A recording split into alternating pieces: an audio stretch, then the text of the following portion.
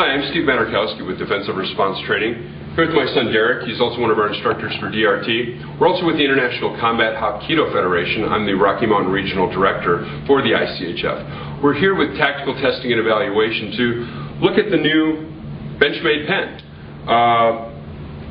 What we're going to do is we're going to go over some self-defense concepts today. We're going to start with some escapes and some locks. One of the things before we get started with this that I'd like to point out is this pen does have a fairly sharp end to it.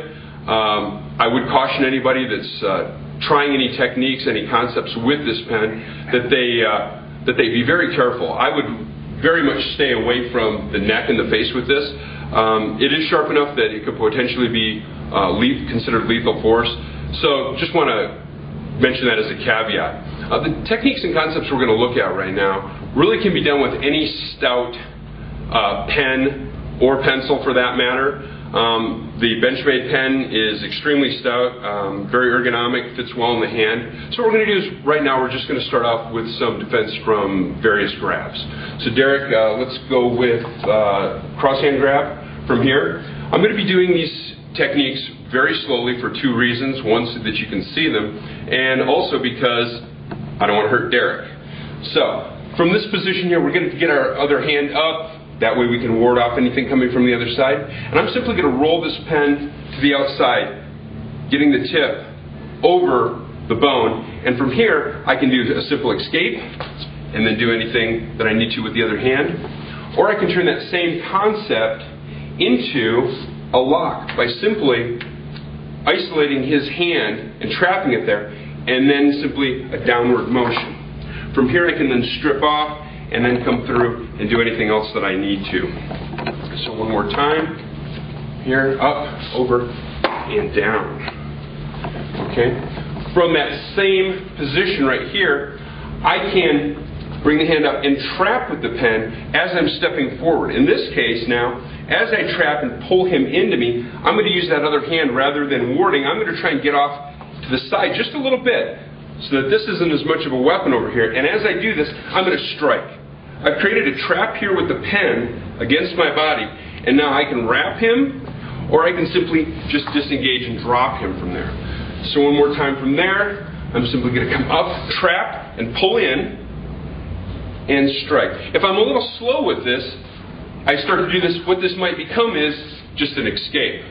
This is going to be very painful to get this pen on the bone right there. Not even thinking about getting the point, but just getting the shaft of it around there to enhance the locking capability. So let's go one more from the cross hand. From here, I'm simply going to come up, and this might be for somebody that's maybe a little smaller, working against a larger adversary. This time I'm going to come up with that same thing, but I'm going to come up into an enhanced grip. I'm going to get the other hand up there. That's just going to come right up to that hand that should already be up, and I'm simply going to just strip this straight down from there. Now, from here as I do this, if I get that point in there, I'm going to take something away, a little DNA collection, if I get that digging in there really hard. So, one more time, hand up, enhance the grip, and just come straight down, pulling them off balance. Chances are, I'm also going to need to come back in and engage somehow with that, but at least I've gotten their hand off me at that point. So one more time, up, down, and then do whatever else I might need to do in there. Let's go ahead and switch to a two-hand grip. Right here, a lot of the concepts are the same. I can simply come over this way, same sort of a thing, come up over. Since it's two hands, he might have a stronger grip on me. Even somebody that's larger might want to come up into that enhanced grip. And in this case, what I might do is I might just pull him into me. And as I pull in, locking him in here, I can just come straight off the top with that shot. So it's going to be a nice quick shot. Hand up, enhance it, pull it in, and just come right in. I can then strip this off if I wanted to, or continue the lock if I want to, and pull him back in for a hyperextension of the elbow. Where else can we? We could bring this up and into the center. Just bringing it up and just getting some sort of a pain compliance technique just by running that point down his arm or across the bone. So from here, up, and just strip this down again, moving him to the outside, and then I can come in with that hand. If you still got me with the other hand, all I do is just hook it into there and just drop it off. So again, I can come up either side with this just by articulating the wrist, strip it, and go. I can also, from here, come in with an enhanced grip.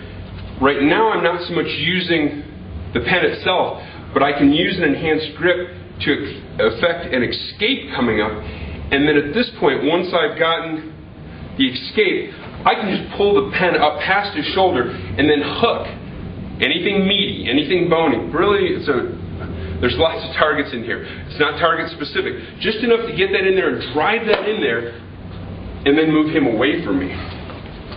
So again, go for that enhanced grip. There's my escape right there. I can strike if I want to. Just move this past and just move him out of the way, creating an opportunity to escape. Okay, let's go ahead and move to the other side. So now he's going for same side. In this case, again, I want to get that hand up there because chances are if he's made this contact, he's thinking about doing something else with that other hand. So from here, immediately step to the outside. That way I'm creating more distance here. I'm also off his target line in case that's where he was going to be striking. So again, I'm going to move up and I can again isolate this hand, trapping that hand in there, and drop this down for the lock. I could peel if I wanted to. So there's a bunch of different things I could do from there. Again, it's a target-rich environment right there. Or, from that same concept, step off the line, come up in here, and just strip this off, working that shaft of the pen against his bone. So here, up, strip it, and then if I need to, I could go and engage because he's off balance, at least slightly, gives me an opportunity right there. Let's look at what else we could do from in here. In this case, I'm going to use this to come up to that hand. I'm going to strip this off. And now, I'm just going to ride this up here, getting into the meat of the shoulder right here, and I'm just going to take this back and down. I've still got my lock here, locking this entire region, and I've used this to move him down. If I need to go into a further concept to take control of him, I can. If not, I've got him down, and I can escape at that point.